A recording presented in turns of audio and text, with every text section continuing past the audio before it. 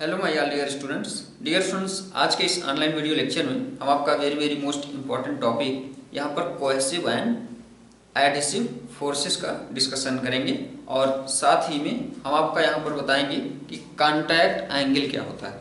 ठीक है, तो डियर स्टूडेंट्स, यहाँ पर जैसा कि आप जानते हैं कि लेक्चर नंबर 16 में हम आपका very most important topic surface energy और प्रेशर डिफरेंस ऑफ, या कह सकते हो सॉफ्ट बबल्स एंड लिक्विड के बबल्स में। ठीक है, हम प्रेशर का डिफरेंस आपको इसके पहले के लेक्चर नंबर 16 में बता चुके हैं। ठीक है, जैसा कि डियर स्टूडेंट्स आप जानते हैं कि जैसे यहाँ पर हम सपोज किए थे, ये कोई आपका था यहाँ पर बबल्स ऑफ सॉफ्ट, तो इसमें जो प्रेशर का डिफरेंस आया था del P is equal to, ये आपका था यहाँ पर, इसको दूसरे वर्ड में P माइनस P नॉट भी लिख सकते हैं। यहाँ पर अगर एटमॉस्फेरिक प्रेशर हम P नॉट सपोज कर लें और इसके इनसाइड प्रेशर P सपोज कर लेते हैं, तो डियर स्टूडेंट्स इसको आप P माइनस P नॉट भी लिख सकते हो।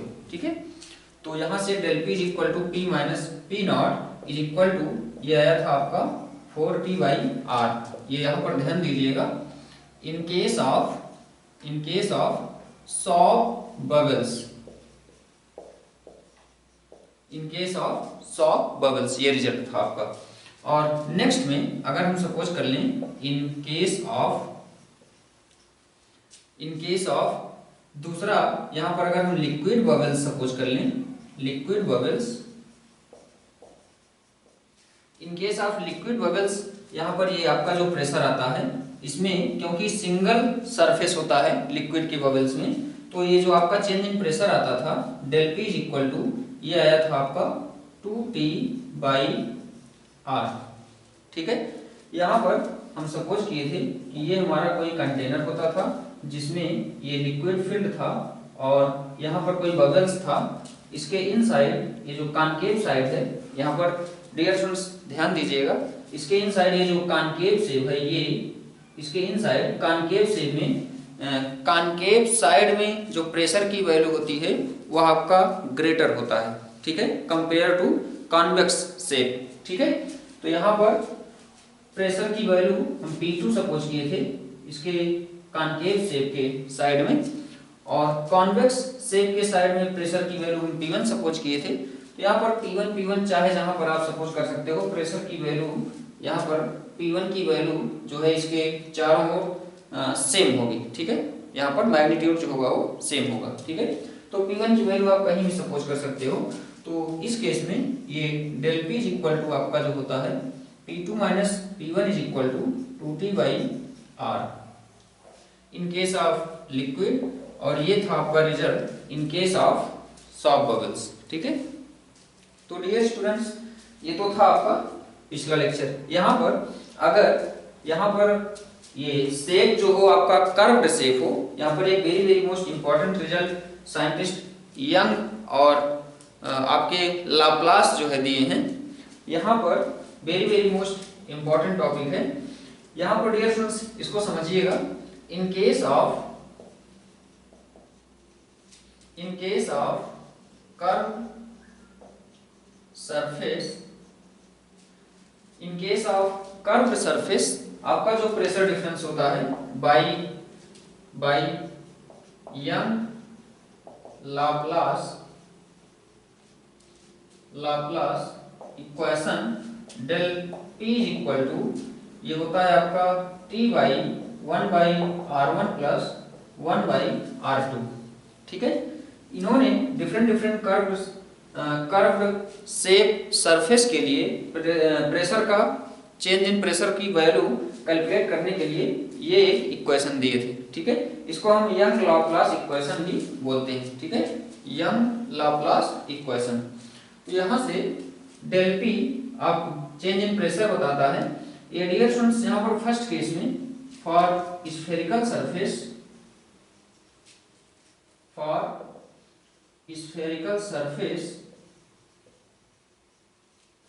ये आपका होता है R1 is equal to R2 is equal to R same होता है। तो यहाँ से आपका चेंज इन प्रेशर जो होता है ये आता है आपका 2T/R। ठीक है, यहाँ पर R1 R2 is equal to R होता है, तो 1/r प्लस 1/r 2/r हो जाएगा, तो 2t/r हो जाएगा। ठीक है, तो ये होता है फॉर स्फेरिकल सरफेस। दूसरा होता है, अगर यहाँ पर हम बात कर लें फॉर सिलिंड्रिकल सरफेस की, फॉर सिलिंड्रिकल सरफेस, तो ये आपका चेंज इन प्रेशर जो होता है del P is equal to ये आ जाता है यहाँ पर इसमें केस आप ध्यान देंगे, ये आपका R1 तो R होता है, लेकिन R2 जो होता है वो इनफाइनाइट होता है। ठीक है, तो यहाँ से del P is equal to आपका R1 की प्लेस पर R रखोगे तो ये आ जाएगा T/R। ठीक है, और यहाँ पर for plane surface case third आपका यहाँ पर सपोज कर लेते हैं, अगर हम थर्ड पर यहाँ पर अगर हम प्लेन सरफेस की बात करें, तो प्लेन सरफेस में R1 R2 दोनों ही आपके इनफाइनाइट होते हैं। ठीक है, R1 या R2 दोनों ही आपके इनफाइनाइट होते हैं। ठीक है, तो यहाँ से change in pressure del P is equal to आपका हो जाता है 0। ठीक है, तो आई होप डियर स्टूडेंट्स आपका pressure difference in case of liquid and in case of next जो है आपका सॉफ्ट बबल्स दोनों क्लियर हो गए होंगे। ठीक है, अब यहाँ पर डियर स्टूडेंट्स हम नेक्स्ट में आइए नेक्स्ट इंपॉर्टेंट टॉपिक की बात कर लेते हैं, इसी के कंटिन्यूएशन में कोहेसिव एंड एडहेसिव फोर्सेस की। ठीक है, तो इसके लिए डियर स्टूडेंट्स यहाँ पर हम देखेंगे cohesive and adhesive forces.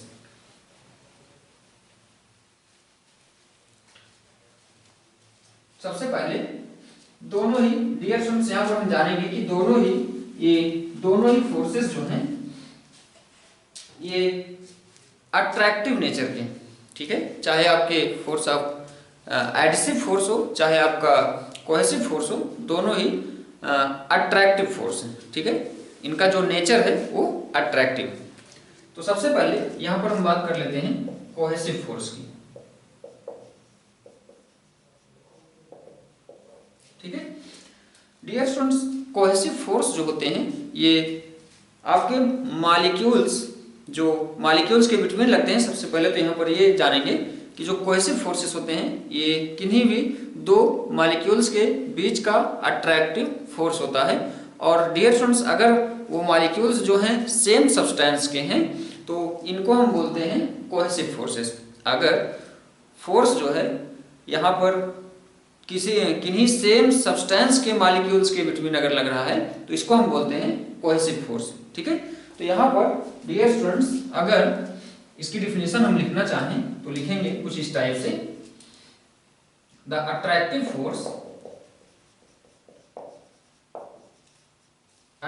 Force between molecules of liquid, attractive force between molecules of, यहाँ पर डियर स्टूडेंट्स लिक्विड भी कह सकते हो या सॉलिड भी कह सकते हो। तो यहाँ पर एक्चुअल में इसका definition attractive force between molecules of same substance. ठीक है, same substance is known as cohesive force. ठीक है, यहाँ पर डियर स्टूडेंट्स जैसा कि आप जानते हैं कि जो सॉलिड के जो मॉलिक्यूल्स होते हैं, सॉलिड में जो मॉलिक्यूल्स होते हैं इनके बिटवीन ये जो कोहेसिव फोर्स होता है ये वेरी लार्ज होता है। ठीक है, तो यहाँ पर in solid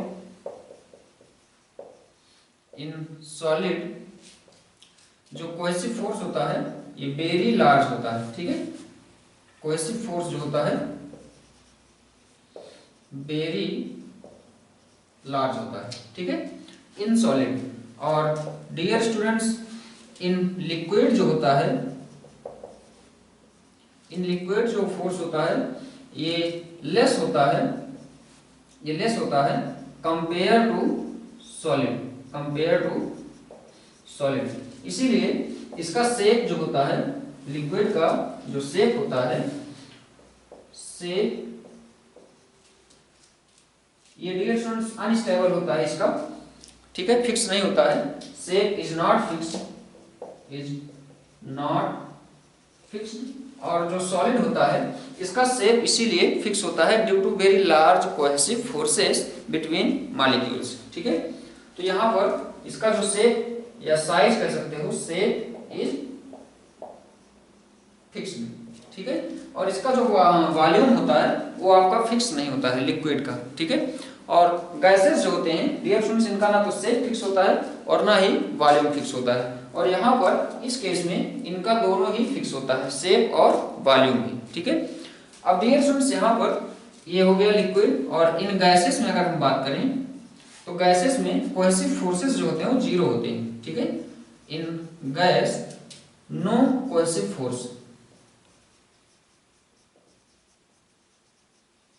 no cohesive forces. ठीक है, यहाँ पर in case of gas molecules कोई भी कोहेसिव फोर्स एक्ट नहीं होता है। ठीक है, अब ये स्टूडेंट्स यहाँ पर आइए हम बात कर लेते हैं नेक्स्ट इसी के कंटिन्यूएशन में इनके एग्जांपल्स। ठीक है, एग्जांपल्स ऑफ कोहेसिव फोर्सेस। इसका first very very most important example है, जैसे दो ड्रॉप्स जो है आपके लिक्विड ड्रॉप्स, ये कंबाइंड होकर के एक हो जाते हैं ड्यू टू कोहेसिव फोर्सेस। ठीक है, तो यहाँ पर हम कह सकते हैं combination of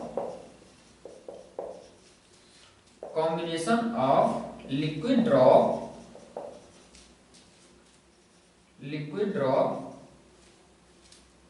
and formation of one drop. ठीक है, अब डियर स्टूडेंट्स एग्जांपल नंबर 2 जो होता है आपका, इसमें नेक्स्ट एग्जांपल कह सकते हो कि जैसे आपके पास दो ग्लास की स्टिक हों और ये किसी वेटेड, मतलब जैसे कोई गीले कांच की दो प्लेटें हों। ठीक है, और डियर स्टूडेंट्स ये विद मॉलिक्यूल्स ऑफ लिक्विड अगर कांटेक्ट हैं टुगेदर, ये कांटेक्ट में हैं, तो इनको आप सेपरेट नहीं कर सकते हो due to very large cohesive forces. ठीक है, यहाँ पर इन दोनों के बिटवीन जो वाटर मॉलिक्यूल्स हैं, इन दोनों के between very large cohesive force act होता है। ठीक है, अब डियर स्टूडेंट्स यहाँ पर ये आपका two stick of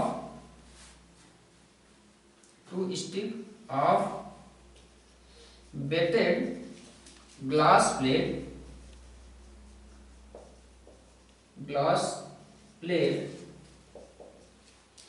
is not separate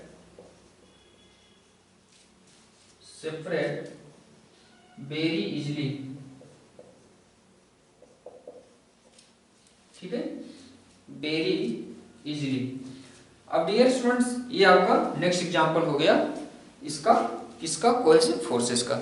इसके बाद इसका और भी एग्जांपल्स हम सपोज कर सकते हैं, कंसीडर कर सकते हैं। बहुत सारे एग्जांपल्स इसके फिजिकल लाइफ में प्रेजेंट हैं आपके कोहेसिव फोर्सेस के। तो डियर स्टूडेंट्स यहाँ पर थर्ड एग्जांपल हम सपोज कर सकते हैं। इसके बाद थर्ड एग्जांपल में जैसे जो मरकरी होता है आपका, जो मरकरी के जो मॉलिक्यूल्स होते हैं, इनको हम बहुत इजीली आसानी से छोटे छोटे ड्रॉप में हम डिस्ट्रीब्यूट नहीं कर सकते हैं। ठीक है, due to very large cohesive force between molecules of mercury. ठीक है, यहाँ पर डियर स्टूडेंट्स हम लिख सकते हैं be cannot distribute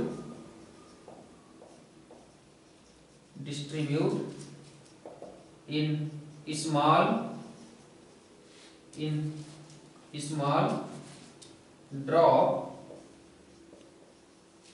of mercury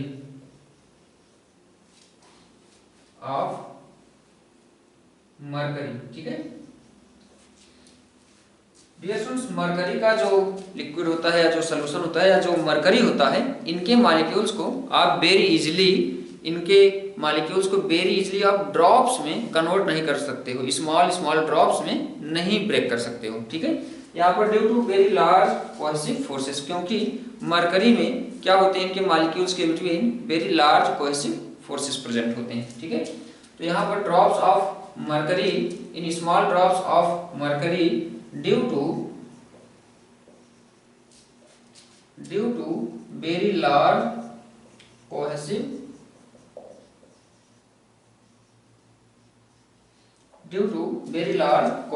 force की, ठीक है। यहाँ पर very large cohesive forces present होते हैं बिटवीन मॉलिक्यूल्स ऑफ मरकरी, ठीक है। नेक्स्ट में यहाँ पर हम बात करें अगर एडिसिव फोर्सेस की, तो डियर स्टूडेंट सबसे पहले इसकी हम देखते हैं डिफिनीशन। कोहेसिव फोर्स और एडिसिव फोर्स में डिफरेंस क्या है, ठीक है। तो इसके बाद हम देखेंगे एडिसिव फोर्स, ठीक है, एडिसिव फोर्स, ठीक है। तो डियर स्टूडेंट्स एडिसिव फोर्स जो होता है ये भी आपका फोर्स ऑफ अट्रैक्शन ही होता है, force of attraction between molecules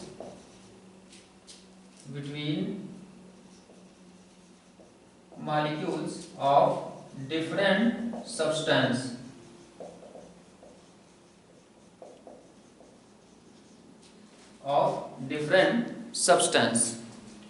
is known as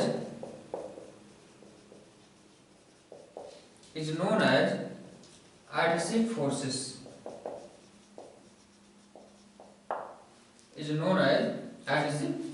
ठीक है। यहाँ पर इसका एग्जाम्पल, बहुत सारे एग्जाम्पल्स इसके भी आपके रियल लाइफ में प्रेजेंट हैं। जैसे कि डियर स्टूडेंट्स आपका जो ब्लैक बोर्ड होता है, ब्लैक बोर्ड पर with the help of chalk हम वेरी इजीली उस पर लिख सकते हैं विद द हेल्प ऑफ या ड्यू टू एडहेसिव फोर्सेस। यहाँ पर डियर स्टूडेंट्स जो चॉक के जो मॉलिक्यूल्स होते हैं कह सकते हैं, और जो आपका बोर्ड का जो मॉलिक्यूल्स होता है, इन दोनों के बिटवीन क्या होता है, एडहेसिव फोर्सेस प्रेजेंट होता है, ठीक है, जो कि नेचर इसका जो कि अट्रैक्टिव होता है, ठीक है। दूसरा एग्जांपल्स इसका वेरी इजीली आप कंसीडर कर सकते हैं, जैसे कि कोई लिक्विड हो या कोई वाटर हो। वाटर क्या करता है कि लिक्विड के सरफेस को वेटेड कर देता है, गीला कर देता है, ठीक है। लिक्विड के जो मॉलिक्यूल्स होते हैं किसी ग्लास के प्लेट पर अगर हम इनको कांटेक्ट में लाते हैं तो देखो ये उनसे स्टिक हो जाते हैं, ठीक है। तो डियर स्टूडेंट्स इसका एग्जांपल नंबर 1 हम कह सकते हैं कि due to this force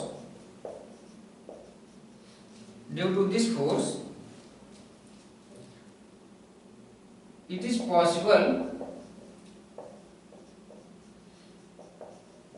possible to write on blackboard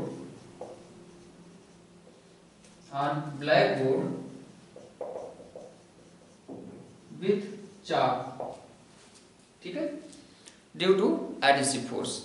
next में इसका एग्जांपल हम कंसीडर कर सकते हैं, due to this force it is possible to bend the glass plate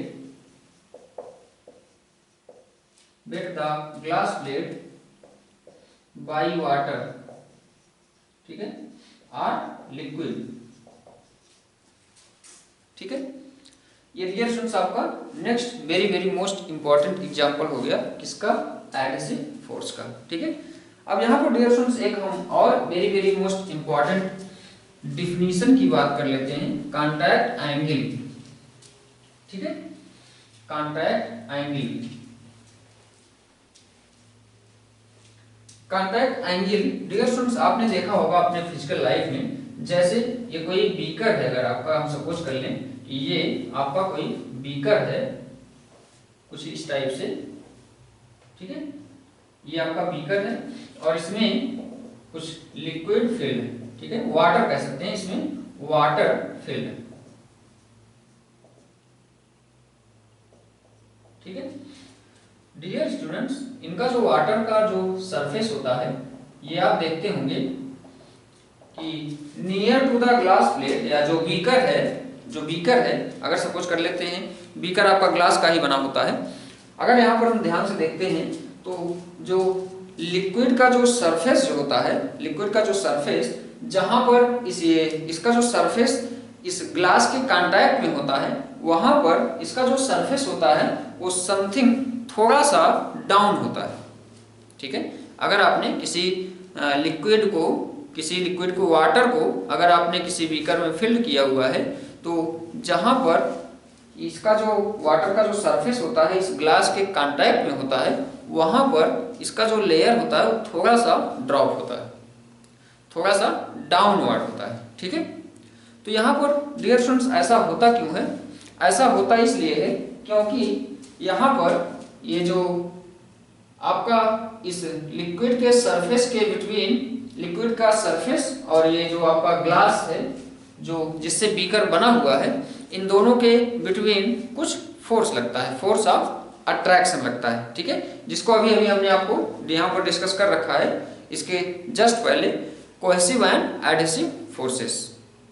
ठीक है, तो डियर स्टूडेंट्स यहाँ पर होता क्या है कि अगर कोई आप ग्लास प्लेट इसमें इमर्स्ड कर दो, अगर हम सपोज कर लें कि हमारे पास किसी बीकर में कोई लिक्विड जो है फिल्ड है, अगर हम उसमें कोई ग्लास प्लेट इमर्स्ड कर देते हैं तो क्या होता है कि ग्लास प्लेट के नियर जो सरफेस होता है लिक्विड का वो थोड़ा सा ड्रॉप्ड हो जाता है, डाउन हो जाता है।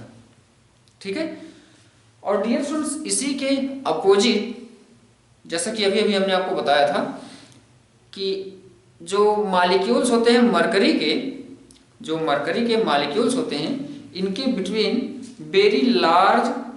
Very large cohesive force present होता है, इनको हम डिस्ट्रीब्यूट नहीं कर सकते हैं। ठीक है, और अगर आप मरकरी के लिक्विड में कह सकते हो या मरकरी के सॉल्यूशन में अगर आप किसी ग्लास प्लेट को इमर्स्ड करते हो, तो इन दिस केस ये जो आपका सरफेस होता है वाटर का, सॉरी इसमें मरकरी के, यहाँ पर सॉल्यूशन मरकरी का लिए हो, तो जो मरकरी का जो सरफेस होता है वो थोड़ा सा डिप्रेस्ड हो जाता है, या कह सकते हो थोड़ा सा ये कॉन्वेक्स शेप का मेनिस्कस ड्रा करता है। ठीक है, और ये आपका कॉनकेव शेप का मेनिस्कस ड्रा करता है। और जब दूसरे एग्जाम्पल में अगर यहाँ पर हम सपोज कर लें ये हमारे पास बीकर है और इसमें जो सॉल्यूशन है ये मरकरी का प्रेजेंट है।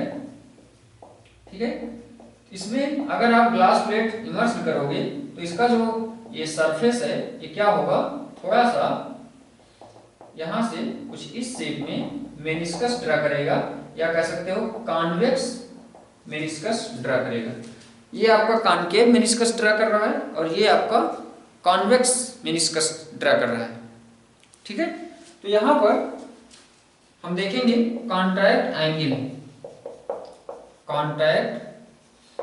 एंगल, ठीक है, तो यहाँ पर कॉन्ट्रैक्ट एंगल हम किसको बोलते हैं? यहाँ पर डियर स्टूडेंट्स ध्यान देंगे, ये जो आपका ये जो ग्लास का प्लेट है, ये जो ग्लास का प्लेट है जिसके ऊपर इस ग्लास प्लेट के, या कह सकते हो जिसके सरफेस पर ये लिक्विड या कह सकते हो वाटर जो है कांटेक्ट में है, तो एक तो प्लेन हो गया आपका, एक तो कांटेक्ट हो गया आपका, कांटेक्ट पॉइंट इस लिक्विड का इस ग्लास प्लेट के सरफेस पर।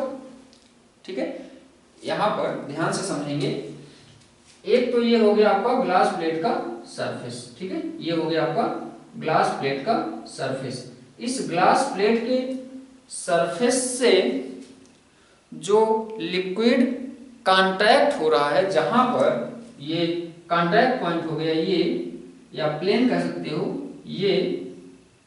ठीक है, ये आपका इस टाइप से यहां पर देखो तो ये इससे कांटेक्ट हुआ था कुछ ऐसे। ठीक है, यहाँ पर ये कॉनकेव शेप यहाँ से ड्रा हुआ था। ठीक है, ये जो एंगल ड्रा करता है इसी को हम बोलते हैं कॉन्टैक्ट एंगल। ठीक है, और इस केस में इसका जो ये कॉन्टैक्ट पॉइंट है या कॉन्टैक्ट जो प्लेन है, ठीक है, ये जो एंगल ड्रा कर रहा है इसके सरफेस से, इसके टेंजेंट सरफेस से, ये इसको हम बोलते हैं कॉन्टैक्ट एंगल। ठीक है, यहां पर थीटा जो होता है आपका लेस देन 90 होता है, और यहां पर थीटा जो होता है आपका ग्रेटर देन 90 होता है। ठीक है, यहाँ पर आई होप आपको रियलाइज हो गया होगा कांटेक्ट एंगल, ठीक है। Angle between tangential plane of surface, या कह सकते हैं tangential plane of glass and the contact plane of liquid या वाटर, ठीक है। यहां पर लिखेंगे angle between the tangential plane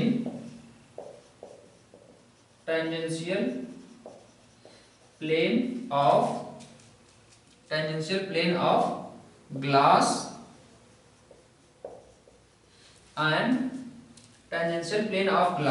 and यहां पर कांटेक्ट प्लेन, ठीक है, contact plane of liquid, contact plane of liquid is known as contact angle, ठीक है।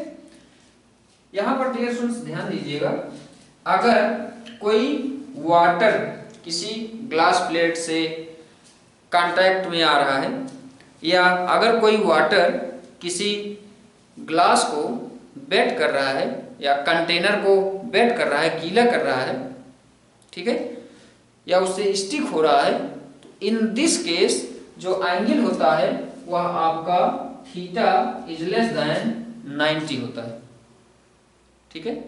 और अगर आपका ये, इसको हम दूसरे वर्ड में एक्यूट एंगल भी बोलते हैं, दूसरे वर्ड में इसको हम एक्यूट एंगल भी बोलते हैं।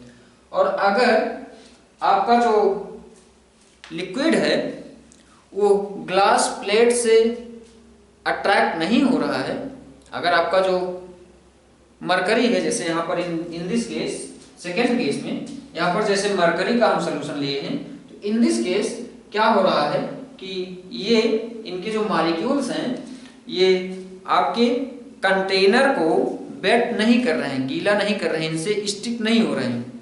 इन दिस केस जो आपका एंगल बनता है ये ऑब्ट्यूज एंगल फॉर्म होता है, ऑब्ट्यूज एंगल, ठीक है। और इसमें इन दिस केस ये आपका एक्यूट एंगल ड्रा करता है, ठीक है। इन दिस केस ऑब्ट्यूज होगा, ऑब्ट्यूज एंगल, और इन दिस केस आपका एक्यूट एंगल होगा, ठीक है। तो आई होप डियर स्टूडेंट्स यहाँ पर आपको सारे रिजल्ट्स क्लियर हो गए होंगे, कांटेक्ट एंगल और इसके पहले cohesive force and adhesive forces, ठीक है। तो आज के इस लेक्चर को हम यहीं पर स्टॉप करेंगे। आई होप आपको सारे रिजल्ट्स क्लियर हो गए होंगे। Thank you very much.